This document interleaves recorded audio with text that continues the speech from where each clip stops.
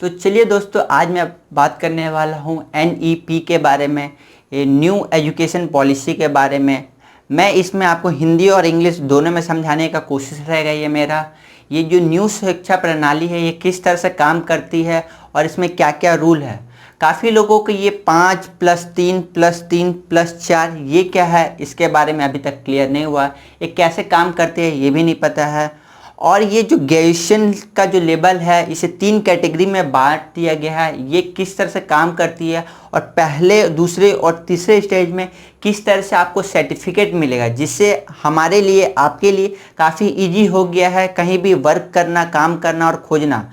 तो इसके बारे में अच्छे से डिटेल में बात करेंगे।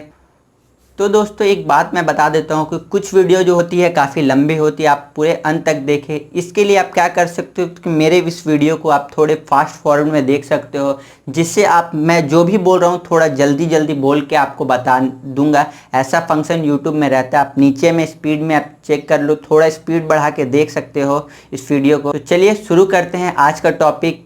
पूरा चीज़ बताता हूँ किस तरह से ये वर्क करती है, क्या खामियाँ हैं और किस तरह से इसे दूर किया जा सकता है, और कुछ टिप्स मेरे तरफ से जो प्रणाली के बारे में जब मैं ये सर्च कर रहा था तब। तो बात करें ये हिस्ट्री और अभी के बारे में, तो पहले से ही हमारे यहाँ 3 पॉलिसी थी जिस पे अभी हमारा पढ़ाई चल रहा था, एजुकेशन सिस्टम चल रहा था। तो पहला रूल जो बना था हम लोग का, वो 1968 में बना था। उसके बाद ये 1986 में बना। उसके बाद थोड़े चेंजेस के बाद ये 92 में फिर से बना, जिसे हल्का फुल्का चेंज के बाद बना था। और उसके बाद ये तीसरा बना है जो 2020 में बना है। ये अभी लागू होने में टाइम भी लग सकता है। अभी ये कोरोना का पैंडेमिक नहीं रहा तो ये 21 से 22 तक में ये हर स्टेट में लागू हो जाएगा। इसके बारे में बात करें तो पहले से जो लॉ था उसमें भी काफ़ी सारे चेंजेस तो हुई है। साथ में एक बड़ी चेंजेस ये हुई है कि इस लॉ को बनाने के लिए काफ़ी लोगों ने सहयोग किया है। बोले तो इसमें गांव से लेके शहरों और शहरों से लेके यूनिवर्सिटी तक सारी लोगों का मशवरा लिया गया है। इसमें काफ़ी लोगों ने इसमें अपना हाथ बटाया है इस लॉ को बनाने के लिए, इसको और बेहतर करने के लिए। तो कस्तूरी रंजन जो इसरो के पूर्व वैज्ञानिक रह चुके हैं, इनके अध्यक्ष में ये पूरे नियम का नेतृत्व हुआ है। बात करें इसके नियम के लागू होने की, तो आपको पता होगा कि अभी जो कोरोना का पैंडेमिक चल रहा है, इसके वजह से काफ़ी दिक्कतें आ रही है, लेकिन काफ़ी जल्दी ही हर स्टेट के गवर्नमेंट लागू कर देगी। तो बात करें इसमें लोगों को सबसे बड़ी प्रॉब्लम ये आती है कि इसे किस तरह से डिफ़ाइन किया गया है। ये जो 5+3+3+4 ये क्या है, ये किस तरह से ये काम करता है, प्लस ये मल्टीपल एंट्री प्लस एग्जिट ये किस तरह से होता है, इसमें क्या दिक्कतें आ रही है, किस तरह से ये लोगों को अच्छे तरीका सहूलियत प्रदान करता है कि लोगों को अच्छे तरह से एजुकेशन मिल सके। तो सरकार पहले की तरह ही आज भी 12 साल की दोनों में ही आप पे नज़र रखती है। तो सरकार पहले भी यही काम करती थी कि आप 12 साल जो आपने पढ़ाई किया है, फर्स्ट से लेकर 12 तक, आप में नज़र रखती थी कि आपने किस तरह से क्या पढ़ाई की है, क्या नहीं करती है। उसके बाद यूनिवर्सिटी में ट्रांसफ़र हो जाता था कि आपने क्या पढ़ाई किया है, किस तरह का आपको सर्टिफिकेट मिलेगा, क्या मिलेगा। लेकिन अब के नियम में क्या लागू है ना कि आपको आप यदि ग्रेजुएशन कर रहे हो या कोई हायर एजुकेशन कर रहे हो तो आपको चांस मिलता है, यदि आपने 1 साल की पढ़ाई किया है तो आपको 1 साल का सर्टिफिकेट मिलेगा, जो आपको सर्टिफिकेट के नाम पे वैलिड रहेगा। आपने 2 साल का पढ़ाई कर लिया है तो आपको 2 साल के नाम पे आपको डिग्री मिलेगा, और 3 साल का पढ़ाई कर लिया है तो आपको 3 साल का आपको डिग्री मिलेगा, जो कि ग्रेजुएशन लेवल का डिग्री होता है। इस तरह से काफ़ी सारी आपको कैटेगरी मिल जाए सर्टिफिकेट। से होगा क्या कि आपने बीच में कभी पढ़ाई छोड़ दिया हो तो आप कभी 3 साल या 4 साल के बाद यदि ये पढ़ाई फिर से स्टार्ट करना चाहते हो तो जहाँ से आपने पढ़ाई छोड़ा है आप वहाँ से ही पढ़ाई फिर से स्टार्ट कर सकते हो। इससे लोगों को सहूलियत मिलती है कि यदि आपको किसी प्रॉब्लम से कुछ फेस करना पड़ा और बाद में आपको फिर से रुचि होता है पढ़ाई करने का, तो आप पढ़ाई कर सकते हो। तो इस तरह का नियम था।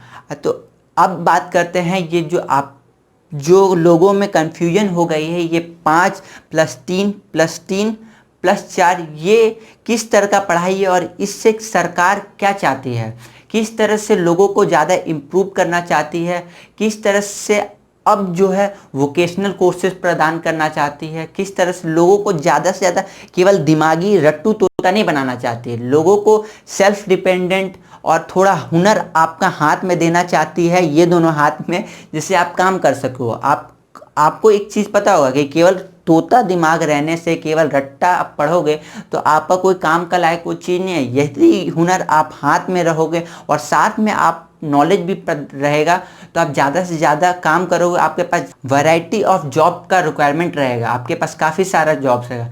भारत में अधिकतर कंपनी इसलिए नहीं आती क्योंकि काफ़ी लोगों के पास हुनर होता है तो उनके पास सर्टिफिकेट नहीं होता है, और सर्टिफिकेट होता है तो उनके पास हुनर नहीं होता काम करने का।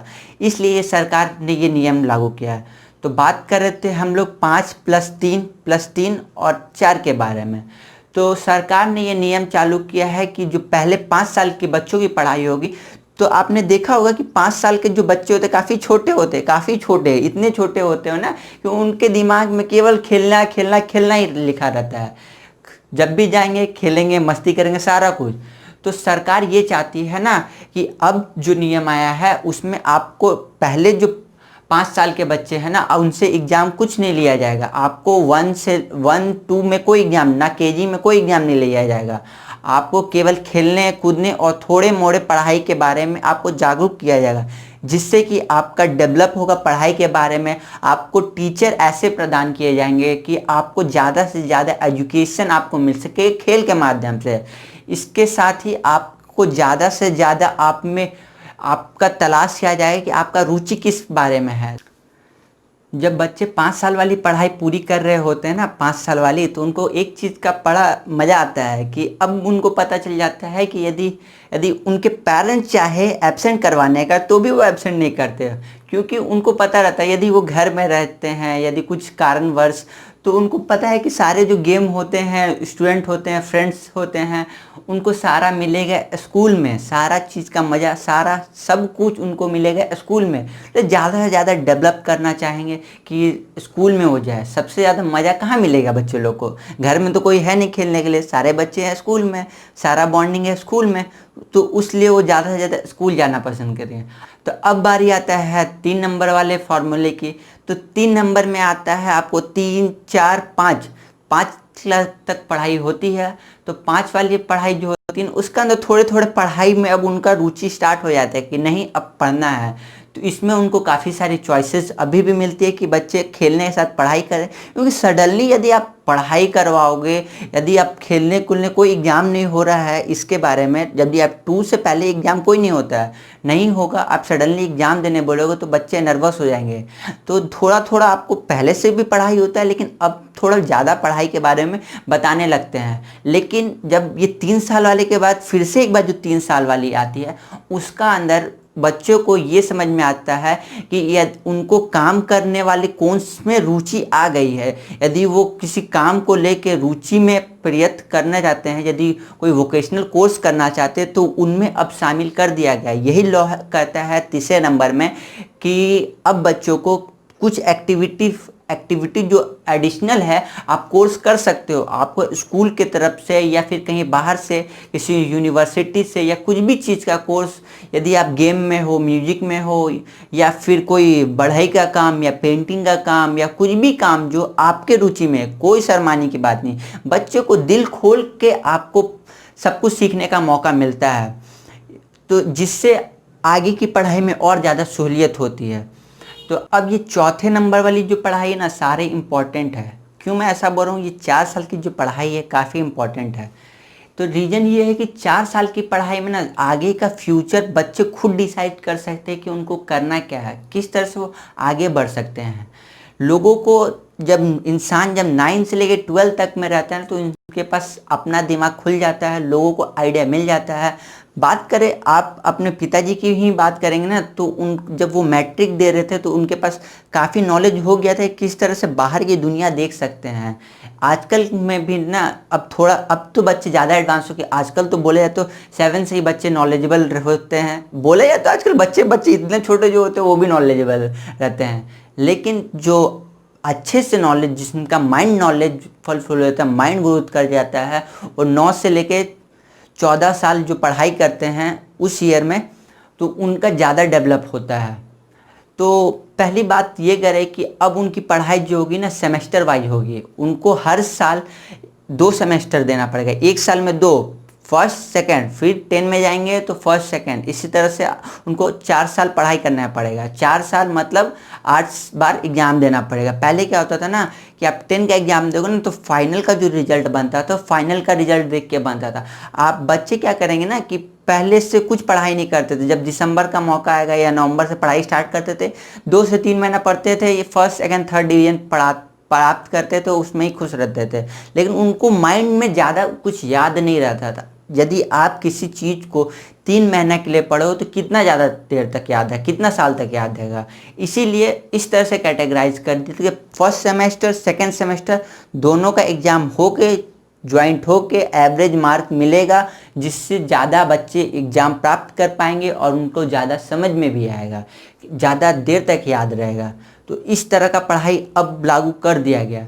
बात करें इसमें कि ये लागू कब तक होगा, तो ये मुझे लगता है कि ये लागू जल्द से जल्दी लागू हो जाएगा, 21-22 तक लागू हो जाएगा। मेरा एक ओपिनियन है सरकार को कि सरकार को एक नियम और लाना चाहिए। नियम नहीं, इसमें एक इंक्लूड कर दे कि यदि वो बच्चों को पढ़ा रहे हैं कोई टीचर, तो उनको भी एक कैटेगरी डिवाइड कर दे कि किस तरह से बच्चे अब वो मार्क्स दे सके टीचर को भी। जैसे टीचर चाहे बच्चों को जिस तरह से मार्क्स देती है उनके बिहेवियर के ऊपर या फिर किसी भी तरह, उसी तरह बच्चे भी टीचर को दे सके कुछ जो मार्क्स होते हैं। जैसे कुछ टीचर का बिहेवियर ख़राब होता है, किसी टीचर के पढ़ाने का एक्टिविटी ख़राब होता है, टेक्निक ख़राब होता है, कभी कभी कुछ भी बोल देते हैं टीचर जो कि अच्छा चीज़ नहीं होता है। जैसे यदि वो खैनी भी खाते हों या फिर कुछ भी गलत एक्टिविटी कुछ भी होते हैं, आप देखोगे काफ़ी सारे टीचर होते हैं। मैं सारा टीचर को नहीं बोल रहा हूँ, लेकिन स्पेसिफिक कुछ टीचर ऐसे होते हैं जो अच्छे नहीं होते हैं, तो उनको भी एक ग्रेड प्रोवाइड कर दिया जाए कि यदि वो कुछ गलत एक्टिविटी करते हो तो उनको भी एक कैटेगरी में बोला जाए कि आप अच्छे नहीं हो। जैसे कुछ खैनी खाने वाले हो गए, दारू पीने वाले, उनको बोला जाए कि आप डी क्लास के, डी टाइप के सर हो, सी टाइप के सर हो, इस तरह का। यदि आप पढ़ाते ज़्यादा अच्छे हो तो उनको ए कैटेगरी में बोला जाए। यदि कुछ ड्रेस व्रेस का हो तो एक आप ये भी देखो कि बच्चे लोग तो एक टाइप का ड्रेस पहनते हो लेकिन सर लोग नहीं पहनते। जो कमाने वाले होते, ज़्यादा पैसा मिलता है, वो अच्छे ड्रेस पहनते हैं। जो नहीं ज़्यादा कमाते वो ख़राब ड्रेस पहनते हैं, ख़राब नहीं लेकिन वो अपना ड्रेस पहनते हैं। इस तरह टीचर में भी एक ऐसा चीज़ हो जाए कि सारे टीचर एक नॉर्मल ड्रेस पहने, जो उनको लगे कि हाँ भाई टीचर भी हमारे लेवल का है, सर कोई ज़्यादा हाई फाई नहीं है। हम जिस तरह का हम कपड़ा पहने हैं, जिस लेवल का कपड़ा हम पहने, उस तरह का टीचर भी उसी टाइप का कपड़ा पहना है। कोई हाई फाई टाइप का कपड़ा नहीं पहना है, कोई कार वगैरह लैम्बोर्गिनी या फिर मर्सिडीज से नहीं आया है। ऐसे तो ऐसा ज़्यादा सर नहीं है जो इस तरह का गाड़ी में आता है, लेकिन फिर भी मैं आपको समझाने के लिए बोल रहा हूँ। तो अब बात करते हैं इस नियम के कुछ अच्छे बारे में तो कुछ खामियों के बारे में। तो आप जानते हो कि कोई भी चीज़ 100% अच्छा नहीं होता है, लेकिन हम उसे 100% या 99% अच्छा बना सकते हैं। कुछ अच्छे चीज़ उसमें इम्प्रूव कर सकते हैं। तो मैंने आपको 2 चीज़ नहीं बताया था। पहला चीज़ ये है कि अब जो पढ़ाई जो हो रही है ना, आप लैंग्वेज का भी चेंज कर सकते हो। लैंग्वेज चेंज करने का मतलब आप अपने लैंग्वेज, जो स्टेट का जो लैंग्वेज है, जैसे आप महाराष्ट्र में हो तो वहाँ का लैंग्वेज ले सकते हो। यदि आप बंगाल में हो तो बंगाली लैंग्वेज में पढ़ाई कर सकते हो। इस तरह का आप लैंग्वेज चुन सकते हो। लेकिन वो आप 5 और 3 जो स्टार्टिंग का जो ईयर है उसमें आप अपने लैंग्वेज में प्रोवाइड कर सकते हो। लेकिन आपको जो फिर से जो 3 और जो 4 जो लैंग्वेज जो 6 से जो 12 साल का क्लास का कक्षा वाला बात है, आपको उसमें स्टैंडर्ड लैंग्वेज चुनना पड़ेगा। और इसका अंदर कोई चीज़ का गारंटी नहीं है कि आप उसमें आप चुनते हो तो आप अच्छा करोगे। आप यदि फर्स्ट में कुछ और लैंग्वेज पढ़ोगे और बाद में फिर दूसरे लैंग्वेज में शिफ्ट करो तो काफ़ी प्रॉब्लम आती है। तो इसमें मुझे खामियां लगी कि सरकार ऐसा क्यों कर रही है। मैं जानता हूं कि इससे शायद बाद में सरकार चेंज कर देगी, लेकिन काफ़ी लोगों के कमेटी का ये चॉइस है, तो नहीं पता क्या होगा। आप मुझे बता सकते हो कि ये जो नियम है जो सरकार ने ये किया है वो आपको कैसा लगा। ये नियम स्टार्टिंग का जो 6 साल का जो पढ़ाई है, 5-6 साल का, ये आप अपने लैंग्वेज में पढ़ो, उसके बाद स्टैंडर्ड लैंग्वेज में शिफ्ट होता है हिंदी या इंग्लिश। आप कंपलसरी नहीं है कि आप इंग्लिश में भी करो। इन इंग्लिश में आपको एक चीज़ बता देता हूँ कि पहले क्या था ना कि आपको स्टैंडर्ड लैंग्वेज था इंग्लिश में पढ़ाई करना ज़रूरी है। आप यदि ग्रेजुएशन करोगे तो डायरेक्ट आप हिंदी लैंग्वेज में नहीं कर सकते हो। आपको इंजीनियरिंग में करोगे तो आपको इंग्लिश में, जिससे आप बाहर में ज़्यादा से ज़्यादा अपॉर्चुनिटी रहता है काम करने का। आपको एक चीज़ बताता हूँ कि यदि आप चाइना के लोगों को बारे में, कि वहाँ के लोगों को ना हिंदी इंग्लिश जो भी स्टैंडर्ड लैंग्वेज आप कुछ नहीं पढ़ाई होता, वहाँ का ची चांग चूँ यही पढ़ाते हैं। इसलिए वहाँ का जो लोग बाहर कमाने जाते हो, वहाँ पे बहुत सारे बाहर के लोगों को वैकेंसी कम मिलती है, क्योंकि काफ़ी लिमिटेड हो जाती है। वहाँ का लैंग्वेज कौन समझना चाहेगा? एक स्टैंडर्ड लैंग्वेज होता है इंग्लिश, उससे सारे लोग समझे, उससे अच्छे होते हैं, सारे लोगों को समझना आसान होता है वो इंग्लिश। बात करें दूसरे नंबर की, अच्छाई के बारे में बताता हूँ, फिर नेगेटिव चीज़ में बताता हूँ। एक अच्छाई एक बुराई।